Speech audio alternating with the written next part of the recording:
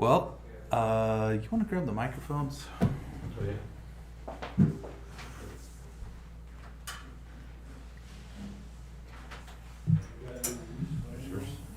I don't know if Restream is working. Yeah,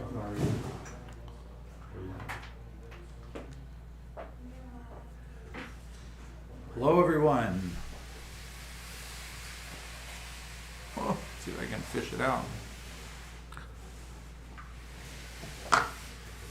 We are scrambling here. It's been one of those days already. So I like what we. All right, test. It's working. Test. Monday morning meetings. Yeah, all day. Morning.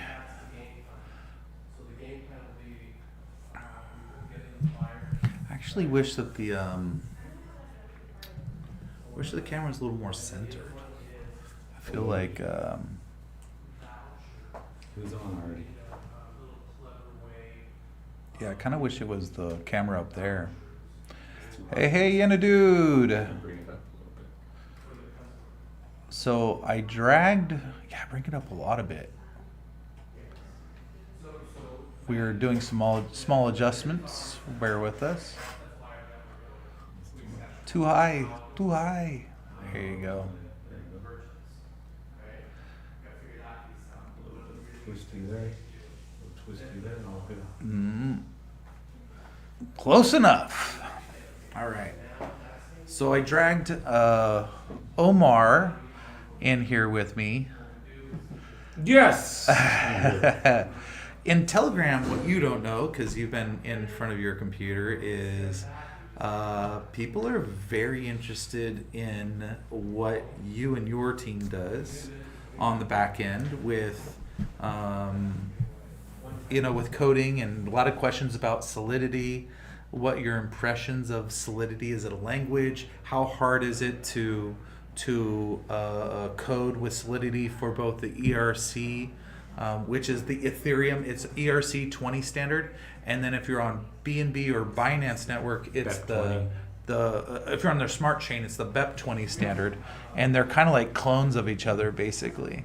But people want to know do you think it'll be difficult for people, like if they aren't coding in Solidity? How does it compare to other languages? My biggest problem with it is it's debugging. It's almost impossible to debug.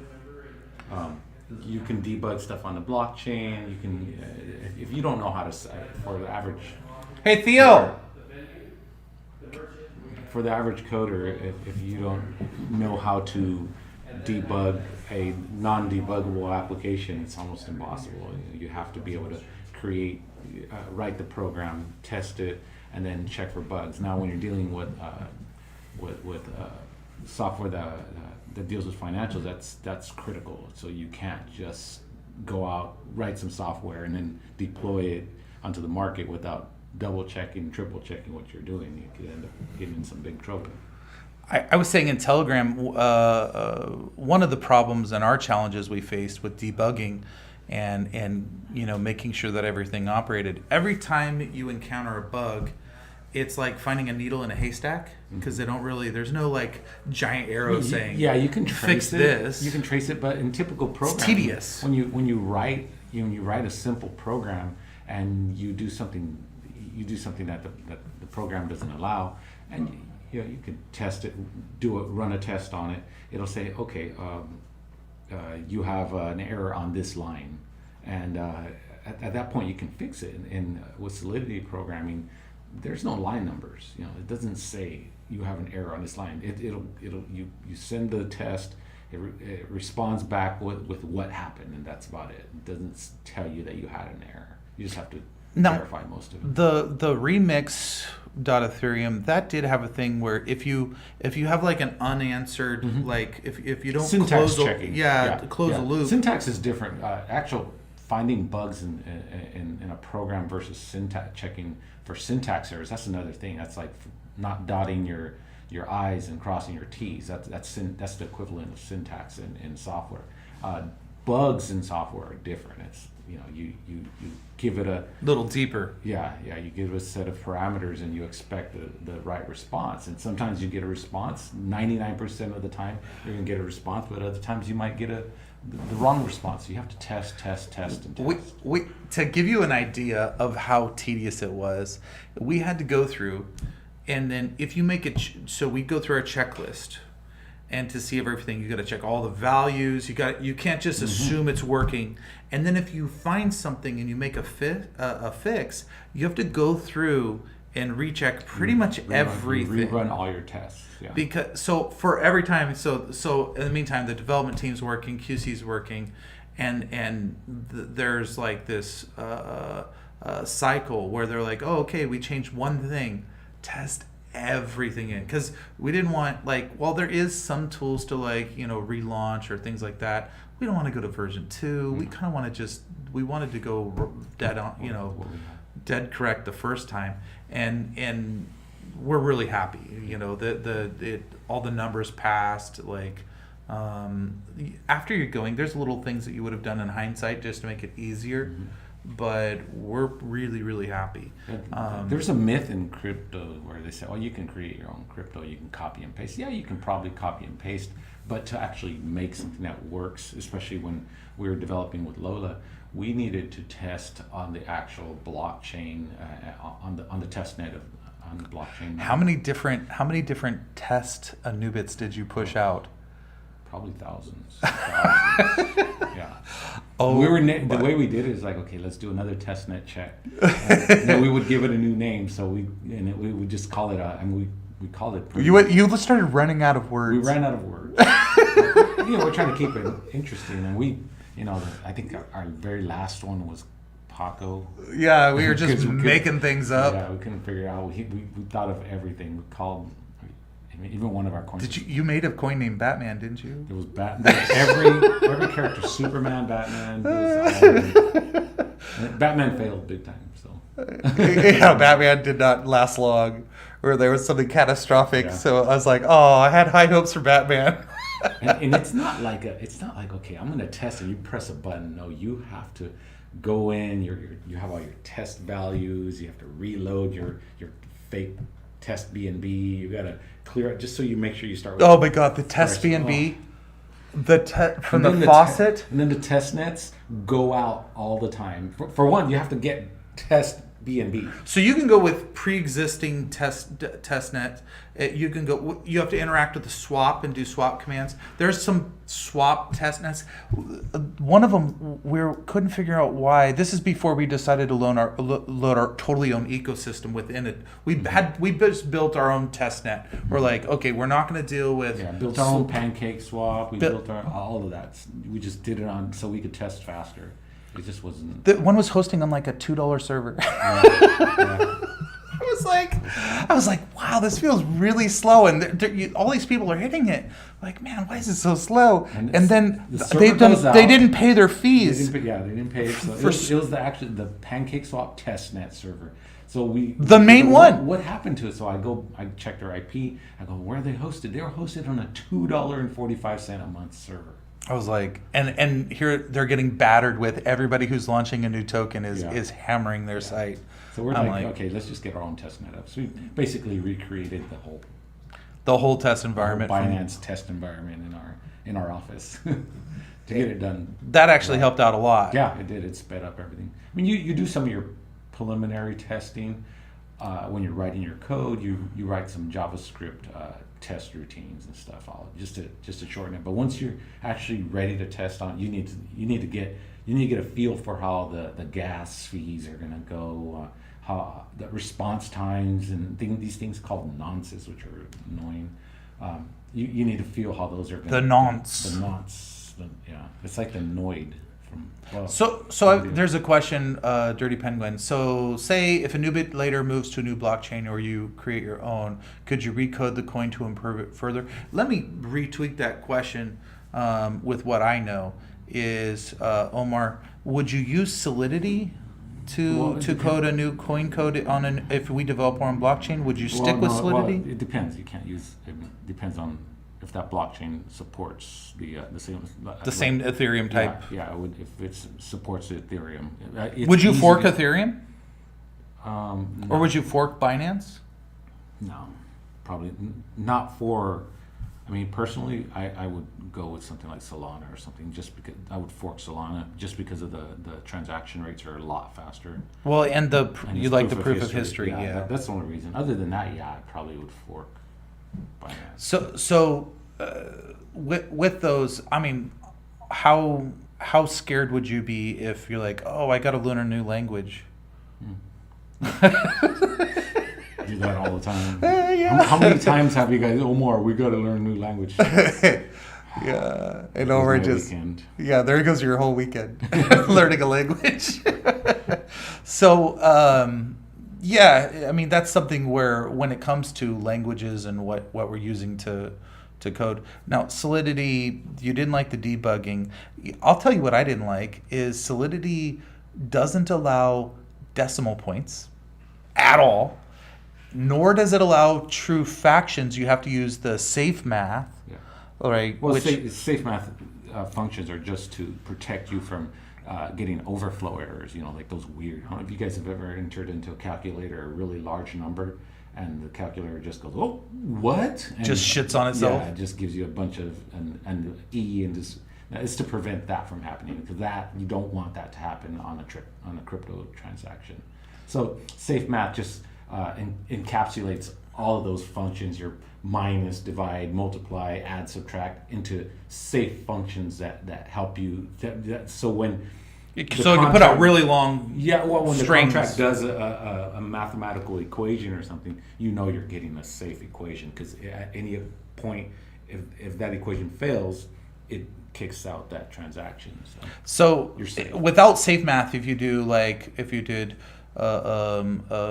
multiplied by 2 divided by 1 billion or something like that, it can error out with different like, Can't divide by 0. That's one. Yeah, but try that. with safe math you would actually it comes back with the accurate number, which would throw off a lot. And so everything was multiplied by this and then divided by that. Yeah, so- There was no decimal points. There was no true where you're just representing a fraction. It was definitely a little different than you're used to with other languages. Yeah, I can learn Dirty Penguin. Is that your phone out there? I think so. Yeah, let me get it. Yeah, I can learn a language in a week, but I can't master it in a week. So. Omar's phone's blowing up. It might be one of the other devs. One moment, please. Please stand by. I can sing the do do do do do do do do. Yeah, so Omar is kind of a legend. He's taking a phone call from one of the other devs. He learns languages really quick.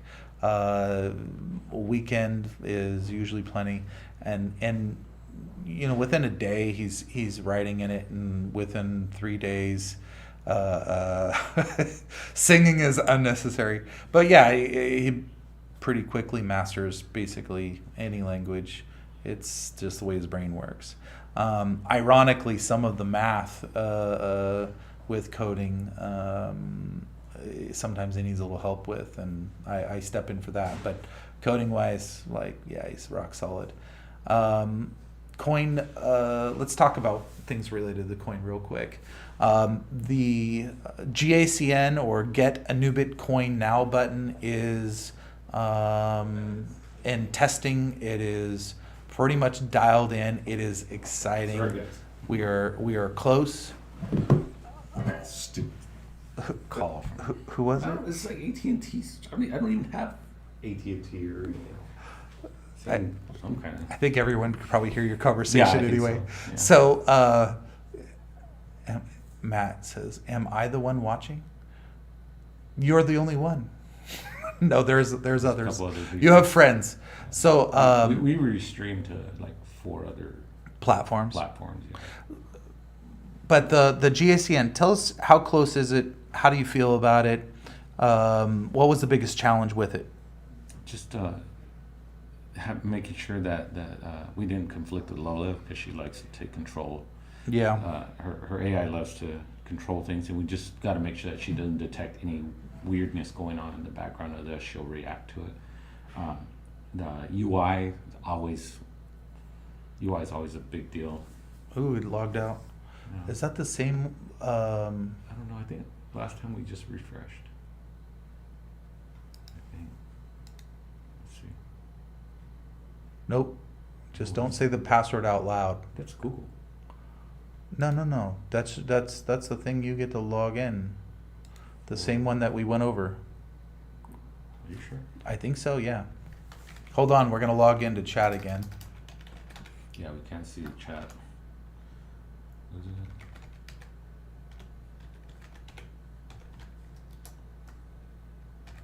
Oh, you made it small. How do No, you did it. You hit number 2. Oh. There you go. And now you have to. There you go. Okay. Yeah, I forgot I have that. Now what? Bear with us. Technical difficulties. They can't see the difficulties, so it's like. I know, it looks like we're just fucking around. Cars, really? They want us to select cars. There you go. Can you even select it? I think Lola can select cars. All right. No. Please also check more cars. Oh, it just, okay, select car and it adds more cars. I think you're good. Okay. There we go. All right. We're back on. We're back. All right. Good. Type yo if you can see us. Yo. Yeah. So right now it's a UI. We're making sure the UI. Once we get a basic UI, we're gonna run it through you and the rest of the team. That way, we can see, okay, is this thing easy enough to use for the average user? Because if you let us do it, it's gonna have like 300 different buttons. You're gonna have to go through all these dramatic changes, and you're gonna be cussing at us and. You guys have no idea. Yeah. Like, if you let the dev team design, like, it's one thing if they build the back-end functions, how it functions, they kill it on that. But the UI work, where people interact and the buttons you click, they will design it to be the most complex, the ugliest thing you've ever used. It'll work, but it will be so counterintuitive. People will be like lost. Yeah. So we have to map out all the flow that they need to build. It's just not their strength. So we have the designers, the people who do flow, work with the developers to map it out, and they all serve their different roles and lean to their strengths. Yeah, so we build a skeleton, and then we present them with the skeleton, and they say, we want this, this, and that. Then we build the flow, then it runs through Tanya. Tanya, She makes it nice and pretty. She makes it look nice. She adds her colors, and she goes, why are you guys using green and blue together? And Yeah, she hates our color selections. She hates our colors. Terrible. Yeah, some of her colors do look really, really ugly. Like we look at some of previous work, when you go back and you're like looking at things you did early on, you're like, wow, we sucked. Mm-hmm. We had functionally we kill it, Yeah. but artistically some of our stuff early on was a little on the uglier side. We don't know how to. Yeah, you need someone who does design. I'm not a GUI guy, so. Yeah. GUI GUI guys is are an acronym for those that don't do coding. GUI is Graphical User Interface. And it is incredibly important. And the devil's kind of in the details when you get to some of these subtle flowchart things where it's like, okay, do you want that screen to pop up here? When this happens, do you want it to automatically email them? How do you want that email to be formatted? All of those details don't just do themselves. They all have to be kind of like mapped out. So yeah, do you want just digital receipts emailed to them, or do you want a pop-up receipt where they can print? No. So, but on a technical level, how hard was the GACN? Was it, I guess compared to most of the other projects that you've done, is it something that has been easy, relatively speaking, or? No, coding the smart contract, connecting it with Lola was pretty difficult. That was probably one of the hardest things. But this is just work. Yeah, just tedious. Straightforward work. You map out your database. You're always constantly thinking about security. You never, every step from the beginning of the framework you decide to use, the way you're going to run Framework? your servers, People don't your know database. framework. Framework would be like where you're going to like the language you pick to run this thing. Because the language will also determine which databases you want to interface with it. So you have to consider every part of it. And Mongo versus SQL. Right, yeah. So at every step of that way, you have to consider security, because that's, the last thing you want to do is get hacked. A lot of people just go, oh, we'll build this framework. Okay, but there are flaws in that framework. It might not be as good at security as better at this, but weak at this. Yeah. So the other thing that, setting up new servers, provisioning, making sure that you have a third-party penetration as far as putting things through a bout of testing. Yeah. I may have missed you mentioning this already, but any luck with CoinMarketCap? CoinMarketCap has not replied with a rejection yet. It also, to say it's a point of frustration with us is a little bit of an understatement. I'm not going to say anything bad. I'm going to be very, very nice. But I can say that I saw a coin on Friday that posted on Twitter that they just submitted to CoinMarketCap, and 2 hours later they were up. This coin had no 24-hour volume, no liquidity. It's like $4 liquidity. It had a lot of Twitter followers, but it was all bots, and they got up in 2 hours. And we have pretty good liquidity going on. We have building a community organically. We have pretty good Twitter followers at this point. We've every box is checked as far as that we think they care about, and yet for some reason we're still in a state of limbo. I don't know what to do. I mean, the reality is we've submitted a number of times. Maybe they put us on some sort of maybe we're pissing them off. I don't know. We're doing it too much. We're putting in work. We did finalize a KuCoin application. So CoinGecko, we've submitted to CoinGecko twice. Even though we have higher liquidity than half the coins on CoinGecko, they're rejecting us for low liquidity. So we have that's How their much liquidity do they want? They don't list what they want. We've doubled our liquidity since our last application with them, and they're still saying low liquidity too low. However, in checking other coins listed on them, we have more liquidity than half the coins listed. I don't know. Do I need to grease someone's wheel? Is that the is there something? I mean, I don't want to think the worst. Do we have to pay off little Jimmy in the back? So I don't. We're but we did finalize KuCoin application. That was a monster. It was. That was 4 hours. And we spent a lot of it. We spent a lot of money on getting a proper legal opinion to even be able to submit with KuCoin. It is quite a process. Those that don't know KuCoin, it is nuts. Yeah, I messed around. So, yeah. So we got that.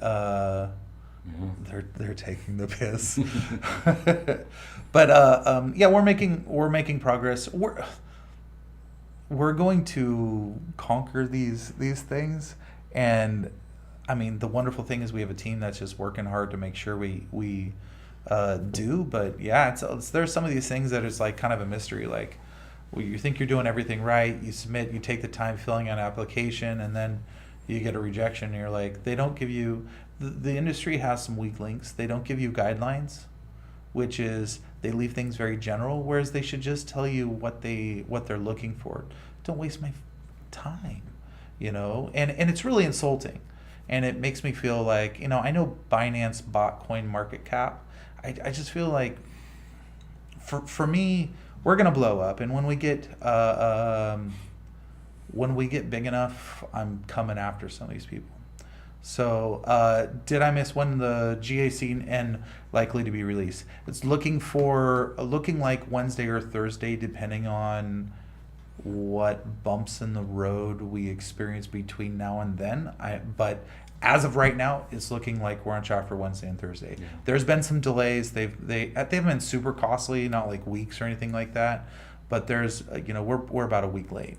Tomorrow we start all our security tests. Yeah. And So, and that's kind of like the last thing that has to happen, making sure that, take names. Yeah, we'll come after them. We have a long memory. So. For sure we do. Our motto is do right by everyone always, and I want to do right by people that are doing good, and people that need to be taken to task can and should be down the road. So, but we can't be all things to all people. We have to. Right now, we're focusing on our ecosystem. There's some obstacles in the way. We're taking on those head on, and I don't think we just had a great meeting with merchant acquisition, basically the team that's being put together to effectively build our merchant network and how to do it and how to grow it both organically and quickly, because there's a cost of doing business there, and we're going to go pretty aggressive. I'm excited. Like, to say we're going to go aggressive at expanding is an understatement. With our ecosystem, it is going to blow up very quickly if we do this right. And for us, there's this is our, this is everything we've wanted to do. Mm-hmm. So, what else about the question about a new blockchain or anything like that? I'm not worried about launching on a new blockchain. The wonderful thing is if we get to choose when we do that, unless there's a crisis where we have to go quickly. But let's say we had to go crazy fast to launch a new blockchain and put ourselves as like the native coin on that. Mm-hmm. What do you think, like a month or two? It takes us about a good 30 days just to get the first couple of clusters up and get some miners on there and get them to go with us. But yeah, about 30 days. Yeah, I wouldn't even worry about. So, any targets for business industries with Anubit? I think the first thing we want to do is we want to do direct customer facing instead of just business to business, because part of the flow is coin goes into customers. Those customers spend that coin directly at merchants. As we expand that merchant network, I would love those merchants to be able to order from their merchants that they use to source their stuff, to have a more complete ecosystem. But a starting point will probably be lean more towards non-business to business, and then expand in there as the merchants link up, and you can start to gear transfers so that people. I mean, the end goal is that you don't have to leave the Anubit ecosystem, where pretty much all your goods and services can be basically traded for Anubit coin. But that complete of an ecosystem is going to take a little longer to build. A simple one where basically people cash into Anubit, buy stuff from the merchant, and merchants have the option to cash out, is what we're building step one. No, the timeline, there's more that needs to be done on it. And honestly, like, Tanya's been kind of sidetracked. She's out today. She's been a little bit of sidetracked, and so I think she was updating that section and she stopped. Just she needs to loop back to it to polish. Yeah, those timelines are. Yeah, those are off. We're gonna have our GAC end button done this week.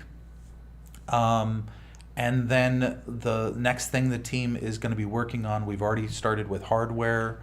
POS terminals. So there's, we won't call it a terminal, a gateway. The Anubit Coin Gateway is going to be available for merchants. They're also developing the app so merchants can accept, like, if they're at a smaller thing where they want to accept on their phone, they can just load the merchant app on their phone. That'll be great for like smaller venues or mom and pops, in case they don't want to incur the hardware cost, or even like what do they call it when they're at the street merchants and all that, like the fairgrounds and stuff. Oh, for remote venues? Yeah, remote venues, so they can accept on their cell phone. Sorry, I'm having brain. Taco truck. Taco style. truck, yeah, any of those little street fair type stuff, so that they can accept. They just load their merchant app on their phone, and they can receive. And then people have the ability to, obviously, the customer can load their customer facing app where they can pay from. They scan each other's, just QR code, make it simple. Mm-hmm. QR code, scan the merchant's phone. It prompts asking if you'd like to pay the merchant in Anubit. You hit submit, and you're good to go. We're also, You get a reply receipt, so you keep track of that. so it's honestly, it's really simple. Yeah, it's not complicated. We're not reinventing the wheel. We're going to take Anything we don't have to invent from anything we don't scratch. have to reinvent. We're not going to do it. And it's What is kind of unique is the way you're doing, like the blockchain, the gas fee on transfer, and then Fee on it's like a one directional going through the swap, which Yeah. is kind of Yeah, so it does fee on transfer, so we don't have to worry about it. So the end user doesn't have to have don't have to have BNB BNB. or whatever the native coin is. They don't have to hold it. Otherwise, you'd have to have at least some BNB in there to buy something, which wouldn't make sense. So the way we're doing it is you could just have a new Bitcoin. You can still send it. It actually does go through the swap, which is going to have a lot of all these transactions on behind the scenes go through the swap. Mm-hmm. And because they're doing that, all of that's going to have a lot of positive price pressure, because it's going to show a lot of traffic through there. There's going to be a lot of demand, kind of like people even using the coin at any state of that. It's like your holder count's going to go way up. It's going to function a lot of ways. Why the dollar, the U.S. dollar, has been propped up by the petrodollar. It's going to have a lot of those same economic principles with a new Bitcoin's price, keeping it comparatively high when even if it doesn't, like, a lot of people are like, well, why is the U.S. dollar so strong? Historically, it's pretty much been the petrodollar ever since they got off gold. So, but that's a whole other thing. Mom and pops. SBD's asking, don't know if it's because I'm in the UK, but what's mom and pops? Mom and Pops is I guess it's a reference, Just a reference. to a store that is run by a husband and wife historically. Or maybe three. Maybe A couple family members, Yeah. we call them mom and pops, like So mom and dad. Very small business. Yeah. A business that normally would shy away from doing POS transactions or anything like that. Some of them are Just still because- using old cash Yeah, register. They might have a cash register. in their Which is fine. We can Or work do- with a cash or cash do register. strictly cash only. We want to entice those people to come in just because it's going to be so easy to do it, and it'd be really cool. I mean, Rob and I are mom and pops. We sell donuts, and we've been taking cash all this time. Imagine in 30 minutes we can be set up and able to take crypto. We've just gone into the future. Yeah. We're future people. You're future people. We're future. The goal is to make it local shop. Local shop, The goal is to make it so easy. It's the chains will all buy in. They'll all just lump onto whatever's cool, and they're looking for their ways in. Right now, that's why some of the big chains they're eyeballing crypto. But who's the mom? That's funny. If you can have a solution because there's a lot more mom and pop locations, there's a lot more local or smaller ones than there are the big ones. If you can have a solution for them and a way that they can get on board, you are now everywhere. Whereas when you pull on a chain, that's nice. A lot of people like to pull in chains, and it's because it's usually the same amount of work It's to the pull same in. amount of work to get a tiny single small shop versus an entire chain. There's no difference. So Other we've than got just some quantity. chains in our back pocket. We'll have some chains. That's no problem. But when we're designing and when we're looking at our market, we got to look at where our niche is going to be, where other people aren't strong, and they don't have a good appeal to the local shops. They make it too hard, too expensive. We're going to do the complete opposite. We're going to make it Reduce stupid fees. easy. We're going to make it in their favor to really. We know that you guys win with the price of the coin going up, and they're going to win with mass adoption, because that's going to push any coin that they're holding as they get paid in coin is going to go up, and they also have the chance to earn holders rewards, where the more coin they have throughout the month accumulating from people paying, they're earning free coin. They love it. It's win all the way around. So how do you plan on getting into those shops quickly? We're going to buy our way into the market for the most part. So we're going to be providing, in each city, we'll be providing some sort of vehicle of hardware. The first so many that sign up, hardware is on us, where we basically are going to be issuing teaser. We're also going Some to radio station giveaways. do some giveaways on coin. We're going to be jump starting every city, and we're going to look at it like that. And once you get traction breeding its own traction, we can take our foot off the gas pedal and let it kind of take root. But we're going to straight up buy our way into markets and get the ball rolling. So, and that's part of the war chest we're building right now is for that. And honestly, we got to have capital for everything from marketing and how to expand. We have a huge budget. We've got a budget for development, and then we have to have we have a budget for legal as well, because we're going to get pushback. People are, anyone that stands to lose as we gain is going to be using whatever leverage they can to. Credit card companies are going to hate us. They're going to hate us. They're going to have on their wall, wanted. I'm going to have to pictures. ride around in a Pope car. Yeah, have a Pope car for Rob. They're not going to like them. We're also planning on going to a few trade shows, major trade shows, where we can pick up a large amount of merchants there. Yeah, we've done that with some success. Bar nightclub show. We've gone to several other trade shows that worked So out for us. part of that is putting the team, getting the team all dialed in with the game plan. We do have people in place, but There's it's Adrian. hey. Adrian's one of our other developers here. He's the guy. Him and Lola have an intimate connection together. Well, you don't want to give him too much. They spend a but- lot of time. Sounds great. When do you plan to start doing that? We are behind the scenes. You guys don't have visibility to everything. We do keep a little secrets. The team's been starting. Leave Lola out of this. The team's been starting to open a dialogue with merchants right away. We're figuring out what the best timing is for officially announcing those relationships. But those are going to be happening pretty quick. So first is kind of like tentative, like getting a feel of the market and the relationship we have. So far, everything's positive. People love it. Everybody loves any way that they can. For them, it's fantastic. And merchants have 3 huge wins. They earn coin, like if their competitor sells a sandwich or something like that, or someone buys anything from them or service, they stand to gain coin. Yeah. Because if they have coin, they're going to gain it. So And the more transactions, the better. And the response we've gotten from merchants when we actually give them the scenario, we run them through super it, they're positive. like, oh, this is Well, 'cause it's a no-brainer. They're when they like, get I'll paid do it. cash, they like interest storing cash for the month. They don't make anything on it. So they love the fact that it's not a lot of money towards hardware. We're not charging. At least our model right now doesn't have any monthly fees for the merchant, so that they don't have a fee, and they love paying less than credit card transaction rates. They love the fact that it lowers how much comes out of their bottom line. So it's a very attractive thing for them.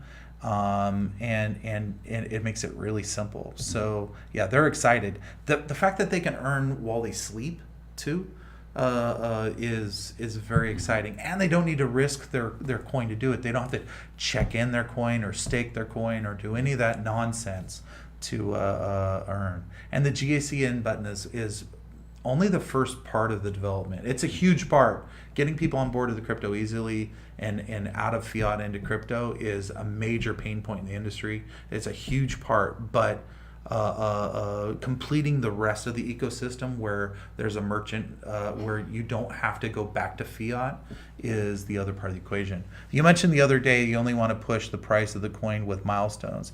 The first is GACN, what next? So coin price, when we hit some big exchanges coming up, when those where we're in talks with them come to fruition, will be a justifiable reason to let the price go up.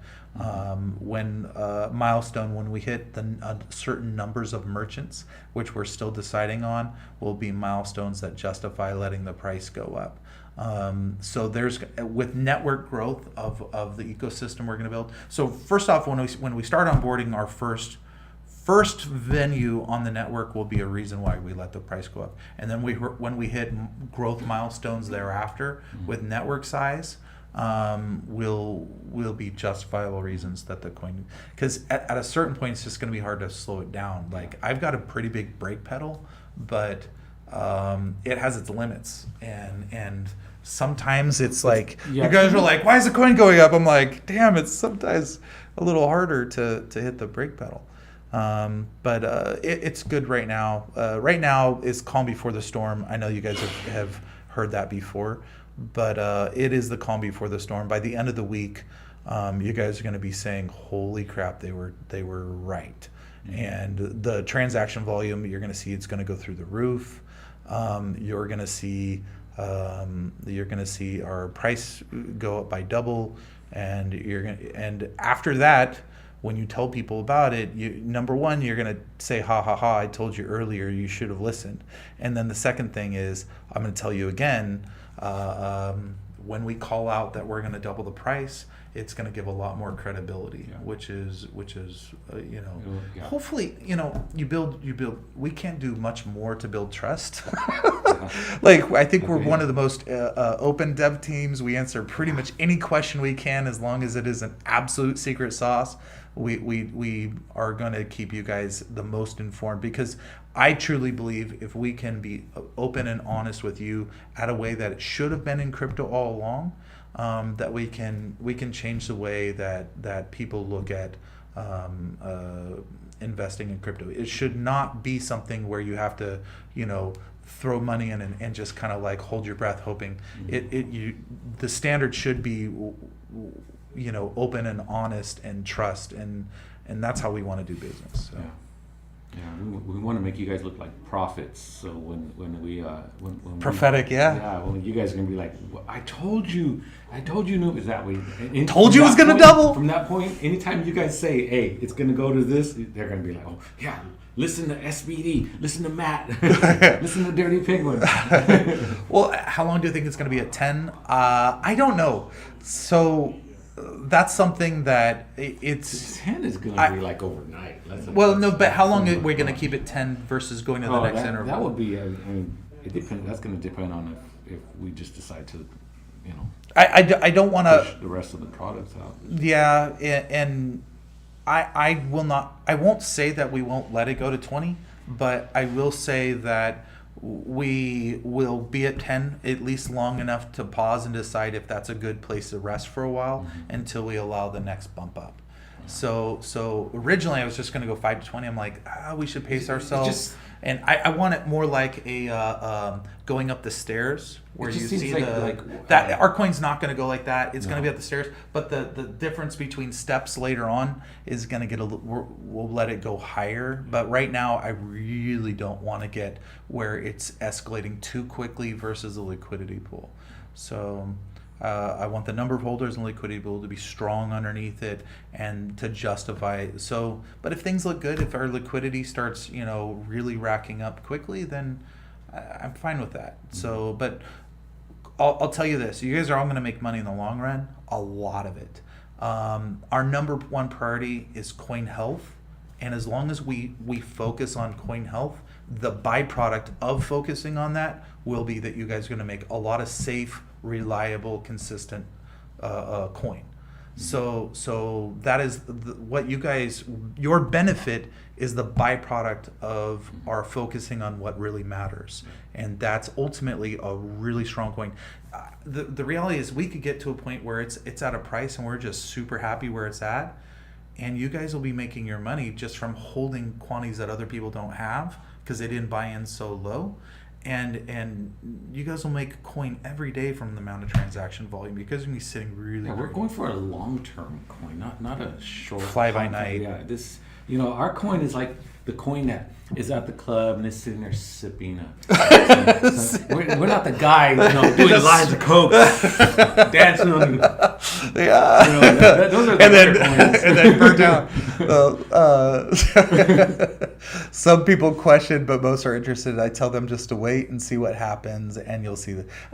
I love that, and I mean, and you can't blame those people because especially not in this industry. Yeah, this industry's screwed up. I mean, and we're trying to change.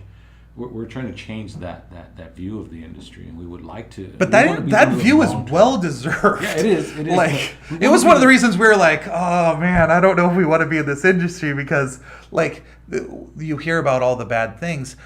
I wanted to because I knew that the coin was going to be the coin was going to be the lifeblood of the ecosystem we've been building on the back end, and so I knew it was something we had to do. It's just a matter of when. But when looking at in 2021, everything's all great and gravy. I'm really happy that we're coming in when you can really see, because what I don't want to emulate when times are good, it disguises all the weaknesses. But right now, everyone is, whether you're weak or strong, is really revealed. And it tells us who we want to emulate. It tells us, like, you have a pretty good vantage of who's doing good business, who you should be partnering with, all of that, because that's what really concerns me is we work really hard. Our reputation matters. What we do, our culture here matters. Like, we take a lot of pride in what we do, and I don't want to. I don't want to be partnered even with some of these, like, we're looking at exchanges, like how many of those exchanges are doing good business, because they don't warn people, hey, by the way, we're going to announce tomorrow that we're freezing all withdrawals and transfers. They just boom do it, because if they announced anything, they would absolutely scare everybody out, and then they're going to collapse no matter what anyway, right? So what they do is they just freeze. So there might be other people on the tipping point that we have on the outside. Their books look really good, but behind closed doors, they're sitting there saying, "Man, I hope Bitcoin doesn't drop by another 5,000. If it does, we have to freeze all of our withdrawals and this and this and this." And you have no idea. So I kind of want this shakeup to go a little deeper. For you guys, I don't want anyone to lose any more money.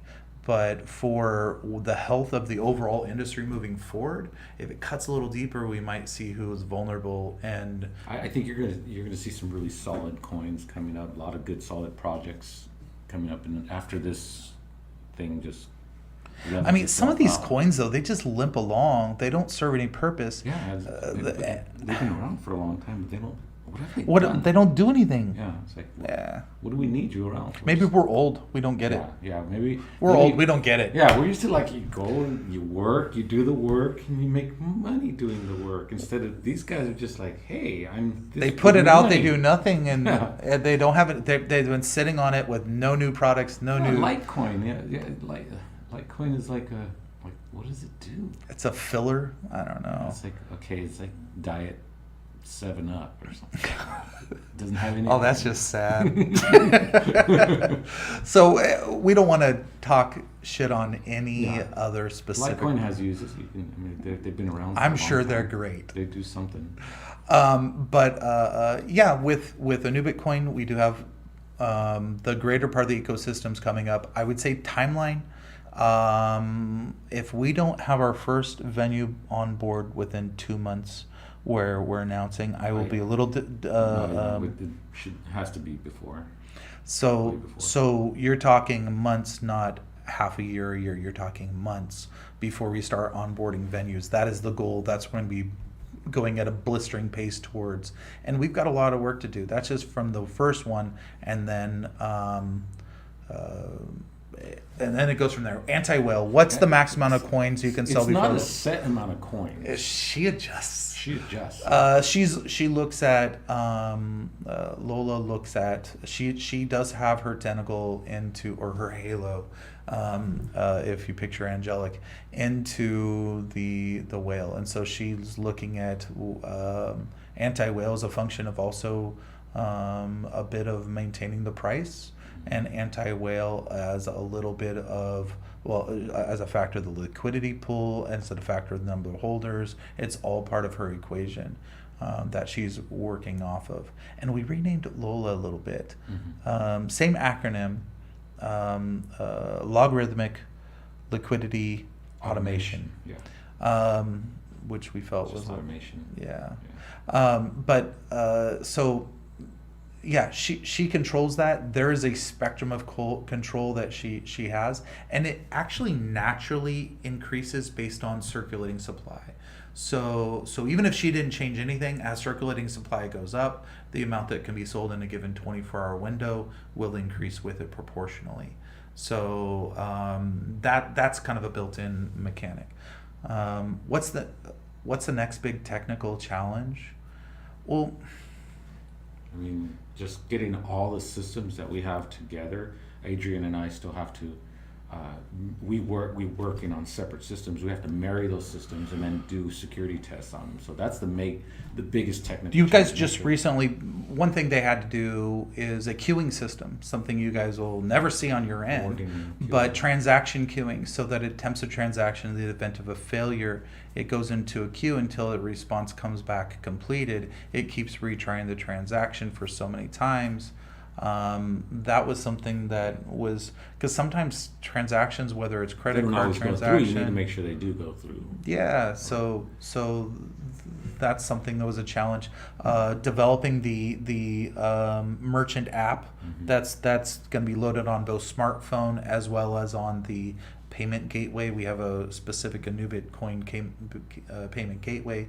That app development has to have multiple batch transactions. The management portal on that side that allows vendors to cash out as well as you'll schedule which portions. Believe it or not, another one of the things a lot of people don't consider is on the technical side is tech support. We want to support. We don't want none of these companies Send them have the someone wolves. you can call.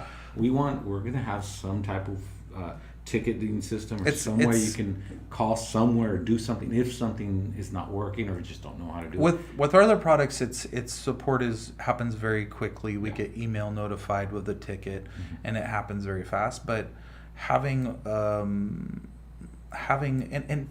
when you build a good product that doesn't have a lot of bugs, you have very little. But you'd be surprised when you get, as the user count goes up on anything, they're finding ways to mess it up where you didn't even think about. And especially merchants, they like to have somebody to call when something that's not right. Especially if they're not crypto Yeah. like geniuses, if they're just kind of the layperson, Yeah. It's all magic to them. Yeah, it's magic. basically like, how does this work? Magic. How do you hook up this internet? Okay, that some of these people have never even had internet. Oh yeah, Wi-Fi. Yeah, Wi-Fi. One of the biggest pains in the butts of venues. Wi-Fi, always. It's always Wi-Fi.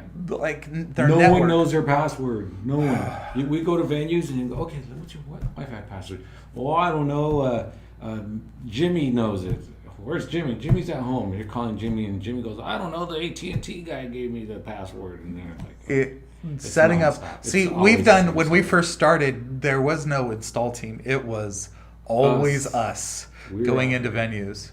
And we've got a lot of work with venues. We've got a lot that over the years that the team has good relationships with. And you learn very quickly where your challenging areas. Wi-Fi is probably the single biggest one. Always. Either it's another thing, if they don't know their password, it's not strong enough. They have it Weak. behind the office, way in the back of the building, underneath the refrigerator, and it's plugged into this. Underneath the refrigerator. Each time the refrigerator kicks on, the Wi-Fi dies. Oh yeah, because of the plug. Oh yeah, we see it all kinds.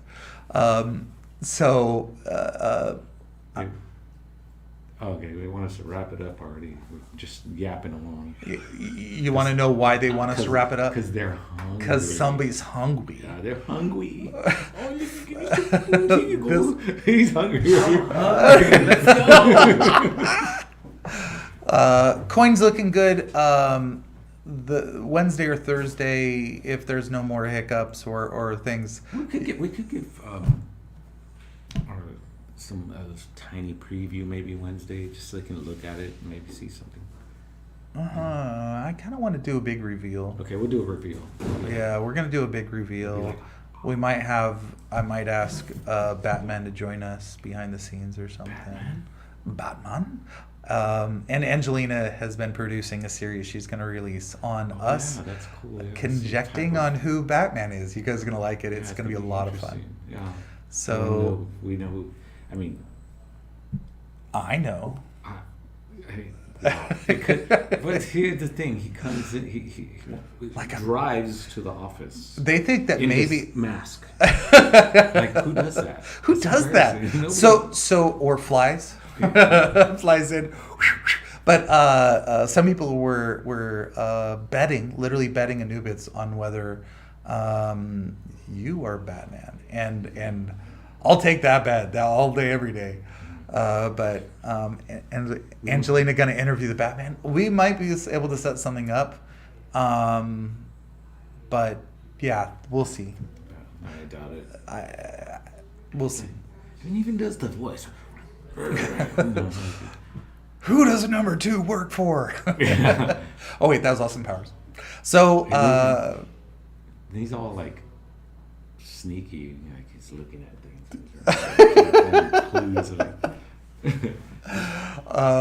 And yeah, the studio is gonna have some really interesting backgrounds. You guys are gonna like it. So other than that, hey guys, we will talk to you tomorrow. Any other questions we couldn't get to or anything I missed, I do apologize. I think I got to all of them. We are going to be in Telegram for the rest of the day. Tanya's out today. She won't be until rolls Tanya out. You said how do you know Tanya doesn't identify as a boy? Yeah, Tanya could identify as a they. She could be they. Or Zay or they. Z. Yeah, some of that. I don't know. Shim? I don't want to touch that with the 10-foot pole right now. But anyway, unless Tanya's hiding something. Tanya's secret. She's not a boy, I don't think. Is she a boy? Is she a boy? So we will talk to you guys tomorrow. I hope everyone has a wonderful Monday. Had a great weekend. Hit us up with any questions in Telegram. If you're not in Telegram, go there and we will. You don't disappoint with the wave. We'll see you guys later. Thank you.